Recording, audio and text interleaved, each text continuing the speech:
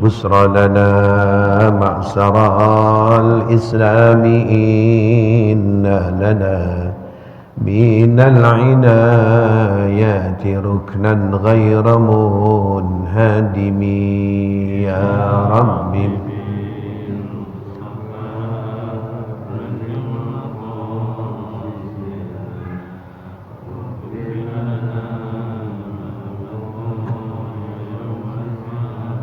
يا رب بالمصطفى بلغ مقاصدنا واغفر لنا ما مضى يا واسع الكرم يا رب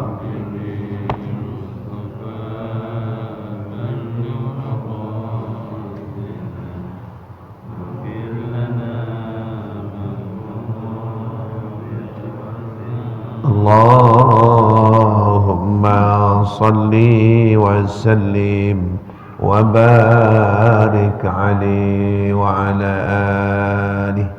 Assalamualaikum warahmatullahi wabarakatuh. Bismillah, alhamdulillah, wassalatu wassalamu ala rasulillah Sayyidina Muhammad ibn Abdullah wa ala alihi wa sahbihi wa man nasarahu wa wala ma ba'duh. Qala Allah Ta'ala fil Qur'anil Karim wa ma atakumur rasulu fakhudhuhu wa ma nahakum anhu fantahu. Shadaqallahu maulana al-azim. Para jamaah, bapak-bapak, saudara-saudara dan ibu-ibu, alhamdulillah pagi hari ini kita memanjatkan puji dan syukur kepada Allah dengan ucapan alhamdulillah wa syukurillah. Allah masih berikan kita nikmat panjang umur, Allah berikan nikmat sehat. Mudah-mudahan selalu Allah berkahi di bulan Sya'ban ini, dan Allah panjangkan umur kita sampai bertemu dengan bulan suci Ramadan. Jamaah sekalian, ada pekerjaan yang Nabi menilainya itu pekerjaan hukumnya makruh. Ya, ada pekerjaan beberapa hal yang dinilai oleh Nabi, kerjaan itu baiknya tidak usah kita kerjakan, makruh. Arti makruh dalam bahasa itu dibenci atau kita kerjakan tidak terhormat, itu namanya makruh. Di antaranya pekerjaan-pekerjaan yang makruh, yang dibenci, yang tidak terhormat, Nabi menyatakan pertama adalah al-abasu fis shalah, bermain-main, tidak serius, bermain-main ketika lagi sholat, itu dibenci, tidak terhormat. Ada aja yang dibuat-buat, ya, lagi sholat nengok kiri kanan, kemudian benerin pici berkali-kali, kemudian mohon maaf ya, kancing yang tidak dipasang dalam keadaan sholat, ada aja itu, tangan digerak-gerakin, kena gatal dan sebagainya. Itu makruh, tidak terhormat di hadapan Allah kita bermain-main. Jangankan sholat kita di hadapan Allah, kita upacara di hadapan orang hebat, gak layak kita. Kita bicara di hadapan orang punya pangkat, ada yang kita kerjain, kerah baju lah kita ini, main HP lah sebagainya, gak serius yang kita hadapin. Itu aja kita udah tidak layak, tidak pantas. Nah, ini Nabi menilai pekerjaan yang tidak layak, makruh, dibenci, tidak terhormat. Sholat itu bermain-main. Makanya sebelum kita sholat, apa yang membuat kita ada gangguan dalam sholat, segera kita selesaikan dulu. Kain yang kelihatannya mungkin agak kendor, ikat dulu. Pengen ini, pengen minum, mohon maaf, pengen kencing, selesaikan dulu. Ada yang gatal, ada yang garuk dulu sebelum sholat. Jangan sampai sholat dibuat kita sama setan itu dijadikan main-mainan. Memang kita lagi sholat itu Setan itu pinter untuk kita tidak serius. Makanya dianjurkan saat kita memadu sholat ada dua muawwidzatain yang kita harus baca, Al-Falaq dengan An-Nas. Kita lagi mulai belum sholat dah, belum ada yang gatal jemaah. Kalau sudah mulai Allahu Akbar, ada aja itu, leher lah gatal, perut gatal, iya. Tadi nggak keingetan, yang kelupaan. Lagi sholat adanya, di sana gua taruh di atas lemari, adanya tuh. Supaya pikiran kita ke arah yang kita temuin itu. Ya, Allah menginginkan kita lagi sholat adalah alladzina hum fi salatihim khashi'un. Itu yang pertama, dimakruhkan kita. Tidak terhormat kita mengerjakan itu. Kedua, wa munnu fihi fis sadaqah. Artinya ngungkap sedekah. Ya. Ngungkit sedekah itu makruh, dibenci. Artinya tidak terhormat. Yang kita udah kasih udah. Yang kita udah belanjakan jangan diungkit-ungkit lagi. Saya teringat dulu ada seseorang mengungkit-ungkit, ini saya bangun dengan sekian harta ratusan juta. Waduh, kamu apa jasa kamu di sini? Saya mengeluarkan duit sekian ratus juta, Pak. Waduh, agar saya ini nggak punya apa-apa di sini. Saya ini yang bangun saya ini. Selesai itu saya bilang begini, Bapak yang terhormat, alangkah bagusnya amal yang sudah Bapak keluarkan udah jadi barang yang sudah kita lihat hasilnya. Sudah, jangan diungkit-ungkit, jangan cerita-ceritain. Ada hadis menyatakan siapa orang membanggakan amalnya, amal itu bisa batal. Karena yang diharapkan apa? Kebanggaan. Cukup udah. Yang sekian ratus juta Bapak udah infakkan jadi ini udah. Bapak ingin dipuji apa ya? Ingin pahala sama Allah. Dia diam aja, diam. Lagi yang bicara ustadz yang gak punya apa-apa, supaya don cerita keuangannya. Jadi apa aja ngadepin sesuatu supaya dia tuh kalah, sesuatu yang mengalahkannya. Ini gimana caranya? Apa yang gak dia milikin, gue ungkapin, gue punya. Waduh, kamu baru naik sepeda, aku lebih dahulu naik Mercedes. Waduh, udah kalah kita diam. Ini semuanya saya yang bangun, bukan buat. Saya bilang gitu jemaat, jangan diungkapnya. Mohon maaf, bukan saya menggurui Bapak. Saya menyampaikan, ini yang sudah Bapak infakkan, Bapak tempelkan di masjid, jadi ini semuanya. Itu Allah udah simpan di akhirat nanti. Jangan dibongkar, jangan diungkap, jangan diungkit-ungkit. Kita kadang suka ungkit-ungkit kan kalau lagi emosi. Kalau nggak ada saya, kenapa? Ini kena ada saya. Ini kena itu dan ini, jadi itu dan ini. Itu termasuk salah satu ungkit-ungkit. Nabi mengatakan sedekah yang diungkit-ungkit, diungkap-ungkap, dibangga-banggain, itu merupakan kerjaan yang tidak layak, makruh, tidak terhormat. Iya.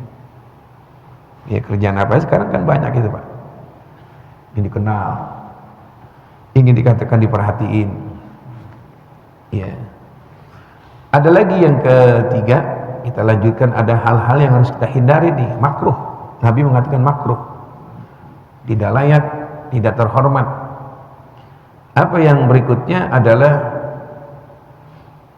wadhahku bainal kuburi, tertawa-tawa di kalangan kuburan.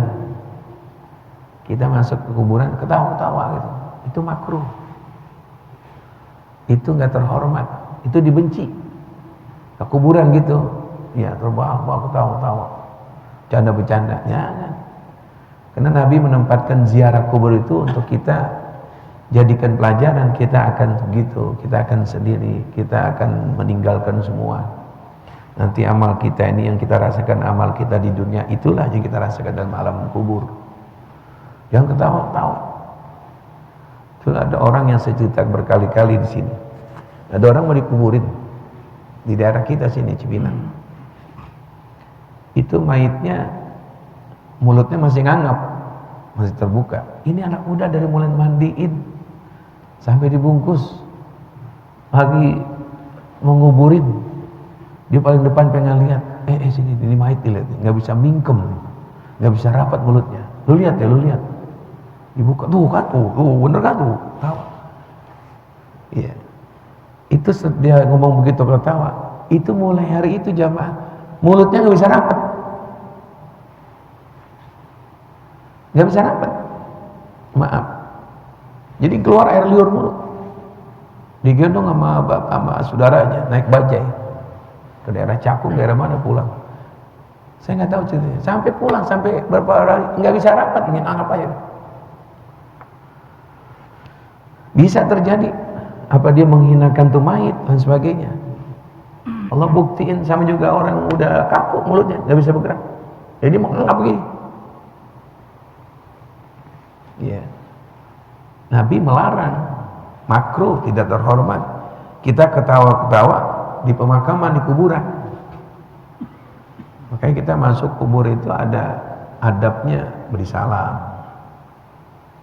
Dari mulai kita jalan ke tempat ujung yang kita tuju, sambil kita lewatin kuburan-kuburan, dalam kitab Tanqihul Qaul kita baca pelan-pelan aja, la ilaha illallah wahdahu la syarikalah, lahul mulku wa lahul hamdu yuhyi wa yumitu wa huwa ala kulli syai'in qadir. Terus saya baca di kitab itu, siapa orang ziarah sambil baca itu, kuburan yang dilewatin, bahkan seluruh kuburan, Allah akan berikan cahaya. Pengaruhnya orang lewatin kuburan baca kalimat la ilaha illallah wahdahu la syarikalah, lahul mulku wa lahul hamdu yuhyi wa yumitu wa huwa ala kulli syai'in qadir. Kuburan itu ikut bercahaya. Ya sama juga orang lewat yang wangi, kita enggak lewat wangi ya, sama itu depan lewat. Pengaruhnya kita ikut wangi. Kalau itu enggak begitu wangi, kita naik mobil didahului oleh truk sampah. Truk sampah sampai Bogor, kita baunya. Truk sampah udah kagak ada kan, mana dia truk sampah. Baunya ketinggalan. Jadi kenapa Nabi menyebutkan orang yang lewatin kuburan, itu yang di kuburan ikut mendapatkan cahaya dalam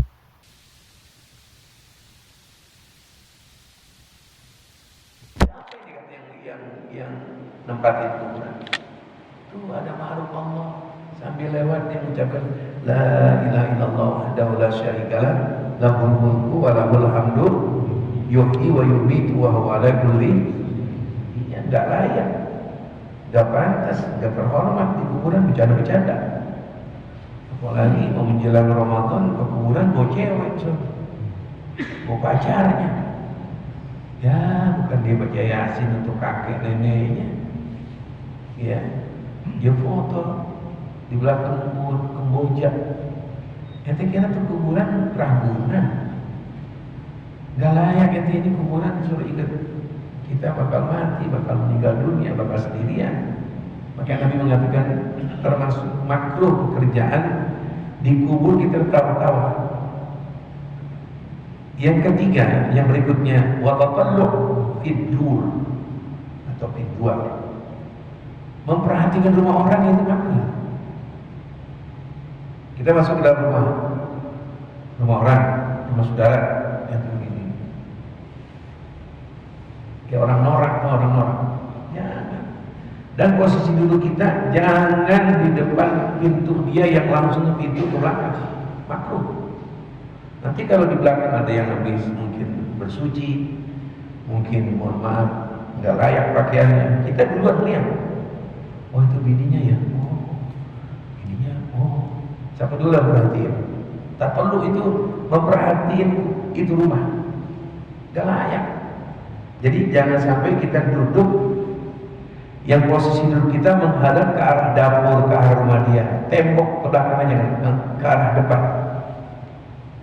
Ya, ini banyak orang yang ngerti akhlak, yang ngerti adab. Masuk ke rumah teman, kadang-kadang posisi ngadepnya dia ke arah dalam rumah teman, Nah itu kalau bininya apa, kalau anaknya mau mandi dan sebagainya, yang paling dulu lihat siapa? Dia yang begini.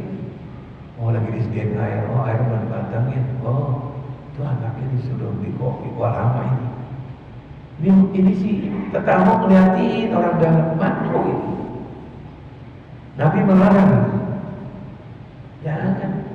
Kita ikut tahlilan ke, duduk kita posisi ke belakang kelihatan, atau kita duduk di bangku makruh memperhatikan rumah-rumah yang ada di dalam itu. Untuk kita menghindarkan tidak terhormat, kita duduk sambil memperhatikan keadaan rumah. Nah ini ada lagi nih. Ini ada lagi nih. Ini kita baru tahu ya. Ini makruh ya. Apa itu makruh? An-nadhar ila farjin nisa lihanna yurisul amal. Makruh, tidak layak, tidak pantas, tidak terhormat memandang kehormatan perempuan atau istri, karena mewariskan lama-lama itu mata jadi buta gitu. Ya, bergaul begini, jangan dilihatin. Kita mohon maaf ini, kita jima ala barat sih, kayak kebo mau kebo, beradu duluan. Kalau Nabi lain dulu, bacaan dulu, pakai muqaddimah dulu. Oh, manusiawi banget. Cumbu rayu dulu, ngomongnya enak-enak. Jangan yang nggak enak, jadi timbul nggak jadi ya. Ngambek lagi Bandung, lagi ngambek. Bertengkar, belum mulai jima bertengkar. Kamu bilangnya, nah kawan kamu ya, nggak jadi. Lihat mukanya langsung enak. Bukan dimanya ngomongnya mesra-mesra, yang enak-enak, yang cakep-cakep. Papa bikin ganteng aja papa. Bintang film sedunia kalah jeleknya. Cakepnya jelek. Rayu, mama gitu juga. Bintang film India yang ada di dunia, wah paling cantik. Siapa? Ya bintang film. Mama dong, jadinya enak-enak. Jangan enggak-enggaknya. Mama kayak mau jengkol mah ya. Lah mau bikin masalah-masalah udah kurang sedap. Ya, nah ini Nabi mengatakan termasuk makruh. Maaf, memperhatikan melihat kemaluan istri atau sebaliknya melihat kemaluan suami. Nabi itu kalau kita lihat dalam rumah tangga begitu. Aisyah pakai sarung, ya Allah, boro-boro pakai begitu. Makruh aja ya, ini makruh, bukan haram, makruh. Ya. Saya nggak terusin ya, ini agak sensitif ini masalah ini. Ya. Ada lagi, ada apa yang dimakruhkan untuk kita tidak mengerjakan, tidak terhormat, yaitu wa kurihal kalamu indal jima' li annahu yurisul haras. Ngomong-ngomong, bicara-bicara di saat kita jima sama bini, jangan ngobrol. Itu dimakruhkan, dibenci, tidak terhormat. Kalau ada omongan sebelum jima, ngomong dulu. Jangan musyawarah masalah COVID lagi jima. Masalah kemarin waktu ada demo, bicara lagi jima, jangan. Di luar rumah mau bicara ntar. Jangan yang sedap-sedap aja enak-enak ngomongnya. Di jima ngobrol, pakai pendapat, mah bagaimana mah? Pendapat ya. Ini musyawarah RT apalagi senang-senang. Nabi melarang itu percakapan ketika lagi jima. Jangan ngomong. Seriusin. Ya. Jangan dipanjangin lagi nanti, ini juga sensitif juga nih. Ada lagi yang berikutnya yang dimakruhkan oleh Rasulullah adalah yaitu wa kurihan naumu bainal isyain. Dimakruhkan tidur di antara maghrib sama isya. Makruh. Ya. Li'annahu yuharrimur rizqa, karena itu bisa menghalangi rezeki. Nungguin isya karena capeknya, itu makruh kita tidur dari habis maghrib sampai isya. Jadi dari mulai setengah 7 sampai setengah 8 jangan tidur. Nanti selesai sholat isya jam 8 terserah. Itu waktu berkah, dimakruhkan. Ulama-ulama itu dari mulai maghrib sampai isya ada kerjaan-kerjaan mereka. Ada sholat awwabin, sholatul awwabin, 6 rakaat ya, 2 rakaat, lagi 2 rakaat ini istighfar. Ada lagi yang sudah sholat barangkali baca ratibul haddad, dibaca surat waqiah. Nah kita ngorok, iya, makruh, termasuk habis subuh. Dan kalau udah matahari terbit di atas jam 8, silakan. Itu dapat mewariskan tidak lancar tuh rezeki. Ya. Jangan diartiin itu apa namanya haram, makruh. Tapi kalau ada tertentu yang capek dari malam, kurang sehat dan lagi sehat dalam keadaan nanti ya tunggu dulu matahari udah mulai naik ke atas jam 8, masyarakat duha dulu kan. Isya itu juga selesai sholat isya silakan. Makruh hukumnya kita tidur di antara maghrib dan isya. Ini ada lagi jemaah ini. Ya. Wa kurihal ghuslu ta'ata as-sama' illa bimizan. Dimakruhkan mandi di bawah langit kecuali kita bersarung. Jadi mandi di bawah langit artinya mandi keblak gitu. Ya, apa mandi hujan, apa mandi kalau di kampung-kampung kan masih ada mandi di kali. Di Jawa Barat itu mandi gelam, daerah-daerah apa namanya Sumedang, daerah-daerah kali yang masih ada air-airnya cakep, itu dimakruhkan mandi, mohon maaf ya, telanjang gitu di bawah langit. Kan mungkin Nabi yang menguraikan kenapanya. Mungkin ada makhluk-makhluk yang kita nggak lihat, yang ngintip, yang lihat langsung, masya Allah tuh bapak. Karena Pak, mohon maaf ya orang, ini Nabi memakruhkan. Karena orang mandi nggak punya rasa malu, tempat-tempat berenang aja karena gitu. Perempuan-perempuan, waduh. Ya, kalau mau berenang khusus jamnya sekian, perempuan semua. Kalau di villa, tempat bayar nggak bisa begitu. Malah ada orang ingin berenang di satu tempat bukan karena ingin berenangnya, dan yang ngapain? Nyuci mata. Haram kali itu jelas. Jadi nggak boleh kita tuh mandi yang terbuka begitu, apalagi ibu-ibu membuka aurat semua. Ya, membuka aurat semua. Jadi supaya menghilangkan makruh pakai sarung, mizan. Ada sarung khusus. Saya punya guru Al-Habib Abdurrahman As-Segaf. Dia kalau wudhu aja itu di Bukit Duri saya lihat ada pecinya Pak. Pecinya itu digantung di paku pakai itu. Ada anduknya itu, anduk khusus kamar mandi. Ada 2 atau 1 untuk apa namanya pinggang ditutup. Ya terjaga banget. Kita enggak masuk kamar mandi sebulat-bulatnya kelihatan semua. Dia punya adab. Jadi ulama-ulama ke kamar mandi harus ada pakaian tertentu supaya nggak kelihatan aurat. Makanya Ali bin Abi Thalib dia selalu dapat julukan karramallahu wajhah. Allah muliakan wajahnya. Sayyidina Abu Bakar, Umar, Utsman dan Sayyidina Utsman, Umar dan Utsman itu gelarnya radhiyallahu anhu. Sayyidina Ali mendapatkan mulia wajahnya Sayyidina Ali. Ada 2 yang dia nggak mau lihat. Pertama berhala, dari kecil sampai besar nggak mau lihat sesembahan orang-orang kafir Quraisy. Yang kedua kehormatan Sayyidina Ali, nggak pernah lihat kehormatannya, nggak pernah lihat kehormatan. Ditutup tadi dengan sarung. Kalau kita kadang-kadang ya Allah, kita ukur panjang segini, wah, ya. Jadi adab itu bila kita ke kamar mandi, apalagi kamar mandi harus pakai sarung, pakai anduk basah. Yang di sini dianjurkan di saat kita terbuka, jangan kita mandi di bawah langit dalam keadaan telanjang, kecuali pakai apa tuh? Izar, kain. Itu makruh. Di pembahasan kita makruh-makruh ini kita tahu nih jamaah sekalian. Ada lagi yang hukumnya makruh. Apa itu yang makruh? Dibenci, harus kita hindarkan, tidak terhormat. Wa kurihal kalamu bainal adzan wal iqamah fi shalatil ghada.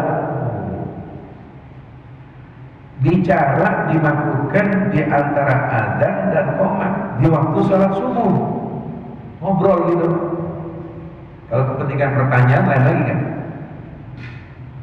Habis adzan mau qomat, itu jangan ada obrolan yang kira panjang.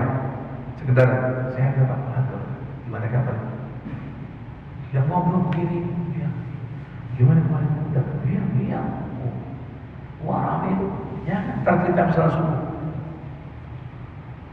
Sayyidul Walid Al-Habib Ali bin Abdurrahman bin Ahmad As-Segaf nganjurin sebelum dengar qomat, habis adzan subuh selesai kita sholat sunnah fajar, sedapat-dapatnya kita bilang subhanallah wa bihamdihi subhanallahil azim astagfirullah, sampai di qomat subhanallah wa bihamdihi subhanallahil azim astagfirullah. Terus kalau beliau ngajurin 100. Makanya ada masjid orang pada qomat dia belum.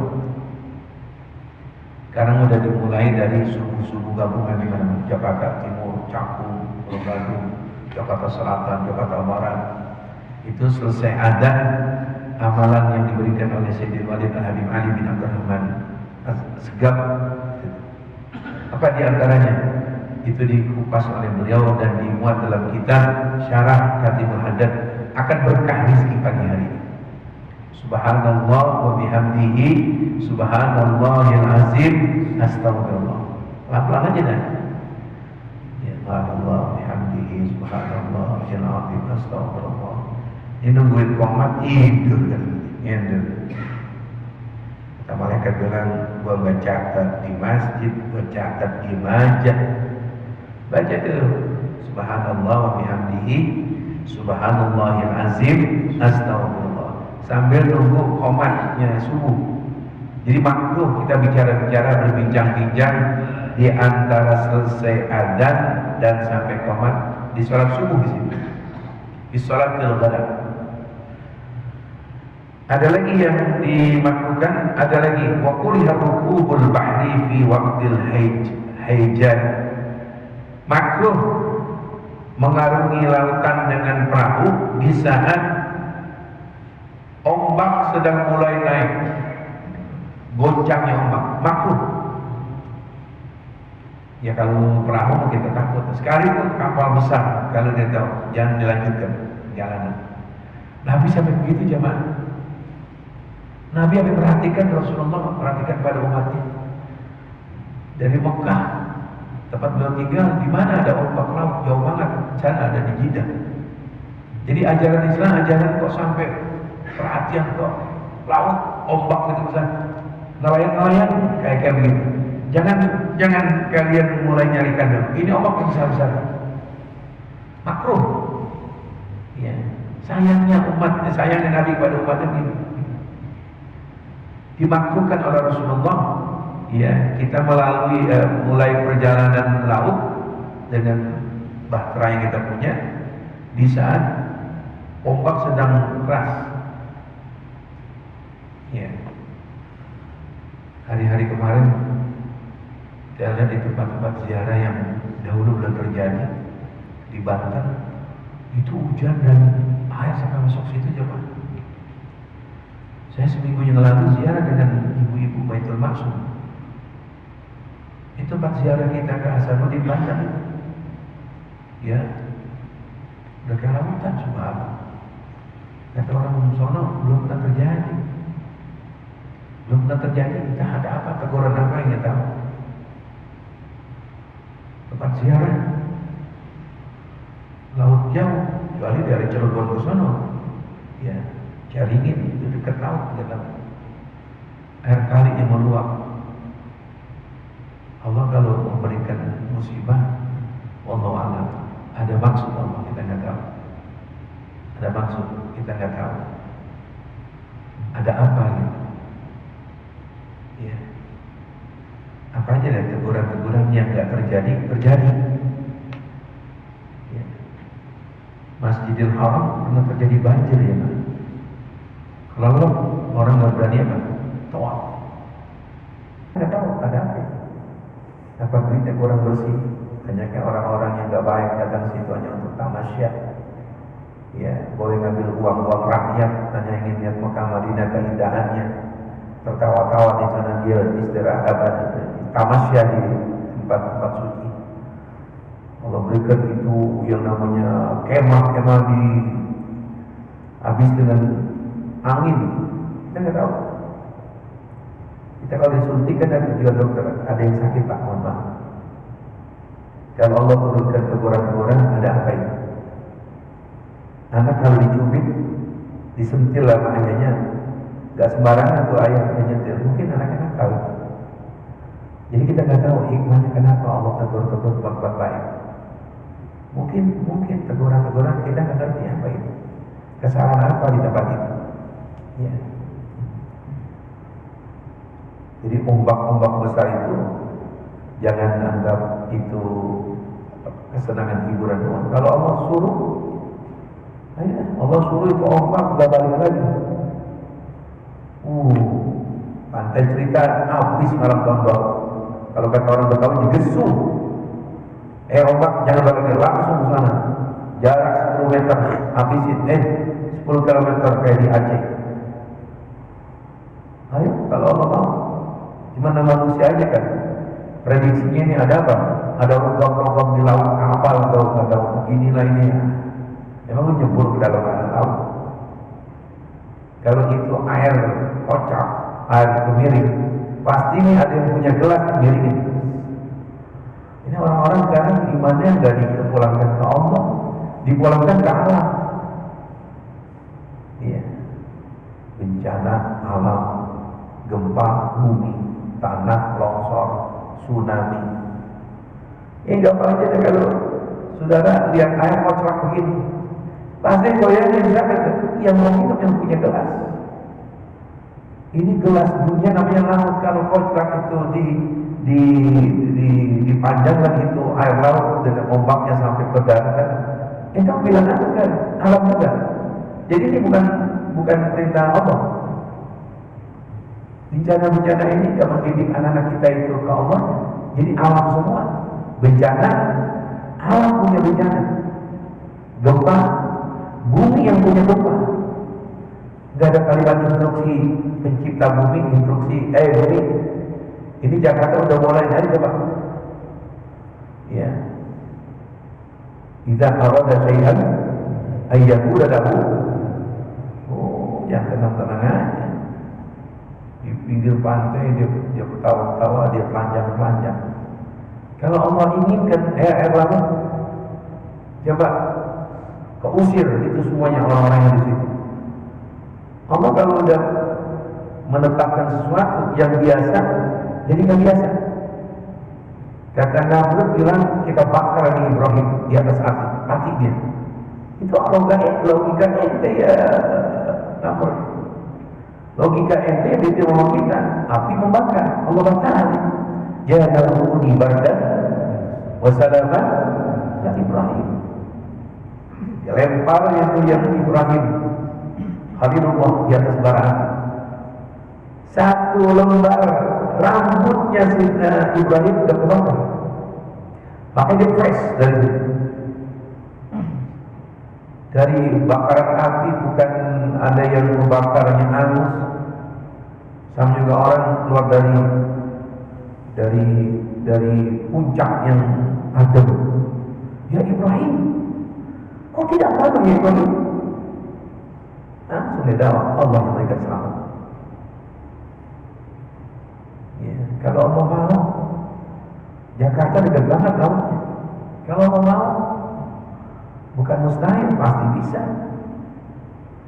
Ya, karena masih ada penangkal-penangkalnya, banyak orang ibadah, banyak orang yang tahajud, banyak orang-orang yang menyuarakan suara-suara Islam, masih banyak istiqomah. Jakarta metropolitan macam-macam, maksiatnya macam-macam. Suara-suara itu jamaah mempengaruhi apa? Ketenangan satu kampung. Adzan, qomat. Kampung kalau ada kedengaran adzan, kedengaran qomat, kedengaran orang baca Quran, kedengaran baca zikir, itu kampung. Ya. Wa ma kana Allahu mu'adzibahum wa hum yastaghfirun. Tidak Allah turunkan bencana. Kalau kampung itu masih banyak istighfar. Jam 8 dengan suara Islam ya. Kita udah ditenangin, suara maksiat bikin rame, teriak-teriak makin rame. Suara ngaji itu. Alladzina amanu wa tatma'innu qulubuhum bi dzikrillah. Zikir, suara zikir. Lu kagak zikir, lu kagak zikir, suarakan zikir. Ya banyak mah kalau tinggal di kampung-kampung, daerah-daerah kampung kita ada yang semuanya kan di antara kita ini orang kampung semua. Daerah sawah, masih daerah pengajian, enak di kampung. Benar-benar pengaruhnya itu bukan gak ada manfaat, banyak manfaat. Suara zikir, suara Al-Quran, suara sholawat yang disuarakan itu manfaatnya ada. Ya Allah, umat Islam benar-benar gak demen jarang itu. Suara apa lagi Pak? Dangdut yang di setel berapa ribu watt itu nggak apa-apa itu. Jadi jingkrak-jingkrak setan barang lu barang. Jadi karenanya bulan Ramadan ya boleh dah kita ini ya maaf orang mereka Kristen udah puluhan tahun mereka udah toleransi. Mereka udah tahu nggak bakal di Jakarta. Oh ini enggak. Rumah saya, speaker saya 3. Saya bunyiin. Saya beli lagi, itu yang besar. Saya bunyiin. Pak Haji, terima kasih Pak Haji. Saya bisa bangun. Jam 4 sudah bangun Pak Haji. Olahraga Pak Haji. Gila. Panggilkan begitu Pak Haji. Lu Pak Haji, makasih Pak Haji. Orang Manado kan depannya itu. Mau sholat. Saya bisa bangun Pak Haji. Saya di tempat-tempat sana, saya tetap gereja, nggak pernah olahraga, tapi speakernya nggak bergerak. Iya, ada manfaatnya bagi mereka. Anggap kalau kata orang Betawi, suara-suara yang dikumandangkan adzan, baca Quran, apalagi dulu, sekarang udah nggak didengar. Selesai adzan, Allahumma sholli wa sallim, kedengaran. Ini kan kita kan orang kampung, di Jakarta kan kampung kita kan Pak Haji Ishak Asibuan, daerah Solo Sumatera, tanya belum, masih kedengaran Pak Ustaz? Yang di kampung-kampung, ini kan orang kampung semua kita. Yang orang Jawa di sini kan berapa puluh tahun, tapi asalnya mana? Coba balik ke kampung lagi, si rame dari Jawa Tengah, apalagi Pasuruan, daerah-daerah Jember, dia baca hadroh, baca apa namanya, salawat, dikerasin, di mana? Kampung mana tuh Pak? Ada acara salawatan di mana tuh? Itu Pak, di dalam daerah mana? Daerah Kenep. Kenep tuh dekat Tretes, dekat Malang, ke Pasuruan. Di mana? Ya, suara yang bikin berkah kamu. Pada nggak demen umat Islam. Jadi oleh karenanya kembali ke masalah ya dalam keadaan ombak membesar dimakruhkan kita. Kemudian ada lagi jamaah ini, ya. Ini kita baru tahu juga di wakuriha ayyana marrajulu fi baitin wahdahu. Dimakruhkan seseorang tidur sendirian di rumah, makruh. Kita ke kamar tempat tidur sendirian gitu. Nabi melarang, tidak layak. Yang kita udah tahu kalau sendirian kan mengganggu gitu kan, menghayal sudah menghayal. Kalau dua kan ada yang negor kita yang bisa dibangunin, ada yang tempat ngobrol kita. Ya, ada yang menguraikan kita belum ngantuk banget ke tempat tidur, makruh. Nanti menghayal, udah ngantuk hasil baca di luar baru tempat tidur. Jadi tempat tidur hanya untuk istirahat. Kalau di sini tidurnya seseorang di rumah sendirian makruh. Jadi kalau masih sendirian cari teman atau ya, cari teman, cari kawan, baik kawan yang kira-kira ahli ibadah maupun kawan ya yang kira-kira bisa bikin kita ibadahnya rajin. Kawan yang laki-laki kayak apalagi kawan yang kira-kira kalau sendirian bini dan ngomongnya. Yang bini itu bisa bikin dia, Pak, udah setengah 4, Bapak, mandi dulu. Tuh, Mama udah siapin baju koko, ntar mau ke Masjid Baitul Salam. Tuh minyak wanginya Pak ya. Ntar pulang Papa, Mama gorengin nasi, campurin daun dulu, ya. Kita pulang dulu salam dari goreng nasi. Ini begitu Pak, kalau mati jadi kuburin dulu tuh Pak. Ya Allah, kita cepat dibangun Pak. Panggil Bapak. Ya, bangun ya, bangun. Udah jam 4, ayah setengah jam lagi. Mandi ya. Kita nggak punya air hangat yang shower itu, dimasakin mandi ya. Kayak ompreng. Udah Pak ya, mandi. Udah umur 70 dikokin mau gini, Papa, ya Papa. Hati-hati Papa. Minum teh manis dulu, berangkat dah. Cium tangannya ntar setelah pulang. Kita pulang goreng nasi, ya Allah dibeli nasi uduk. Tuh punya bini begitu tuh, punya bini begitu. Kalau mati jangan diambil dulu, jadi kuburin. Tuh bini mau berkah. Ini kita bangunin dia, galakan dia.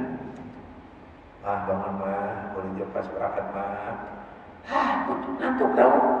Kamu kayak ustaz aja kamu. Ampun dah. Terserah, sholat, berisik. Bangun benar itu, dikit lagi, setengah jam lagi. Seberapa banyak subuh, ya Allah. Tanya subuh sini. Berendang mulut itu yang begitu, dulu kita salah milihnya tuh. Salah milihnya. Milihnya di pos kota sih lagi.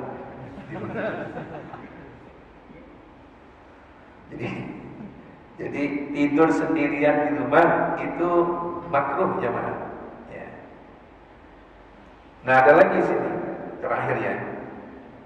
Wa kuriha an yadkhula ar-rajulu baitan mudliman illa ma'asirat. Dimakruhkan masuk seseorang ke rumah yang gelap kecuali disertai dengan lampu. Makanya kalau kita tinggalin rumah ada lampu terangin. Makruh untuk rumah digelapin. Kita mau ke mana misalnya liburan, nyalain lampu. Kalau nggak ada pembantu nyalain lampu. Jadi gelapin, makruh. Nggak tahu kenapa itu sebabnya. Ya barangkali kita nggak tahu tuh makhluk kalau yang gelap-gelap di depan. Diterangin tuh lampu depan lampu dalam dan khususnya. Dimakruhkan kita masuk ke dalam rumah, di rumah itu lampunya gelap, lampunya mati. Jadinya kita nggak tahu. Apa ada penunggu kita nggak tahu. Makanya saya kalau rombongan-rombongan yang namanya masuk ke villa, yang villa mau dipakai, nah itu masuk kita kumpul 2 mobil, baca zikir dulu. Fatihah, baca zikir baru utara sana. Karena terjadi yang berikutnya saat itu anak-anak muda masuk kamar pada main itu ada nyanyi. Dia memasukkan ibu-ibu, cuma si saudara sih. Satu nyanyi pakai itu kan, kayak apa namanya, itu salon. Dia nyanyi jam 2 nyanyi ganggu. Dia masukkan. Kenapa ini? Tahu Pak, Haji, kenapa ini? Wah, bukan dia. Saya benar-benar rumah saya dibeli loh. Aduh. Maunya gimana, Mas? Iya, gak punya sopan santun kalian masuk ke makam gua. Emang Nabi ngajarin rumah-rumah sepi yang gak ada siapapun juga. Beri salam disuruh Nabi. Beri salamnya redaksinya bukan assalamualaikum, assalamu alaina wa ala ibadillahis sholihin. Ke masjid kan sendirian, ke musola kan gelap. Kita masa pertama menyalakan lampu, assalamu alaina wa ala ibadillahis sholihin. Rumah yang gelap, ya, ini Pak kuncinya.